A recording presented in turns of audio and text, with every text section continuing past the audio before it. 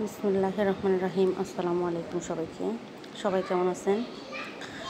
এই গরম, প্রচণ্ড গরমের মধ্যে আশা করি অনেকেই ভালো আছেন, অনেকেই ভালো নেই।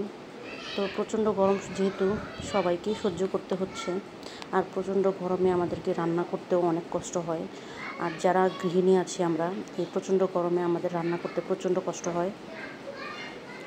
তো আজকে আমি রান্না করে দেখাবো হলো শসা দিয়ে মসুরের ডাল আর হলো বল মাছ ভুনা।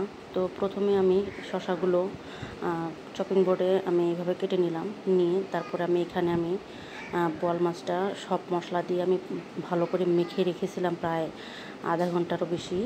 তো এখন আমি ডালটা মাখিয়ে নেব। তো ডালটা প্রথমে আমি কিন্তু 1 ঘন্টা ভিজিয়ে রেখেছিলাম। তারপরে এখন আমি সমস্ত মশলা দিয়ে এখন আমি ডালটাকে মেখে নেব। তো ডালটাকে মেখে নেওয়ার পরে আমি সরাসরি চুলায় চলে যাব। ডালটা চুলাতে দিয়ে দিব। তো এখানে আমি অফ ক্যামেরায় পেঁয়াজ আর মরিচ এখানে কেটে এখানে দিয়ে দিচ্ছি। তো আমার মাখানো শেষ। এখন আমি চুলায় ডালটা বসিয়ে দিলাম। তো ডালটা বসিয়ে আমি ঢাকনা দিয়ে ঢেকে এই পাশে আমি মাখানো মাছটা একটুখানি তেলানি দিয়ে আমি মাছটা বসিয়ে দিব। তো মাছটা বসিয়ে দিলাম। এখানে আমি মাছটা দিয়ে হালকা একটু নাড়াচাড়া করে তারপরে মাছটা সেটিং করে আমি ঢাকনা দিয়ে ঢেকে দেবো। তো আমার নাড়াচাড়া করা শেষ। এখন আমি ঢাকনাতে ঢেকে দেবো। এদিকে আমার ডালটা সেদ্ধ হয়ে এসেছে। তো ডালটা আমি একটুখানি ডাল ঘুটে দিব।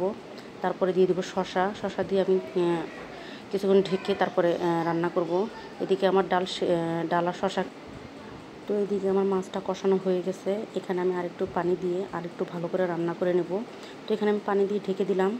তারপরে দেখেন আমার মাছটা রান্না করা শেষ। এই তো আমার মাছের লুকটা এরকম এসেছে। মাছটা কিন্তু খেতে অনেক দারুণ হয়েছে। মাছটা আসলে অনেক মজা ছিল। তো এপাশে আমি এখন ডালটা তেলানি দিব।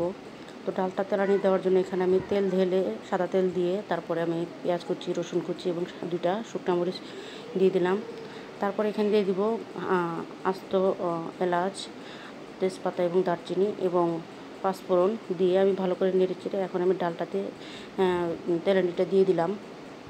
ফোড়নটা দিয়ে দিলাম। ফোড়নটা দিয়ে একটু নাড়াচাড়া করে হালকা একটু জাল দিয়ে তো আমার ডালটা রান্না প্রায় কমপ্লিট। এই তো দেখেন এরকম হয়েছে আমার ডালটা। তো আমার ডালটা রান্না কমপ্লিট। তো আজকের মতো এখানেই বিদায় নিচ্ছি।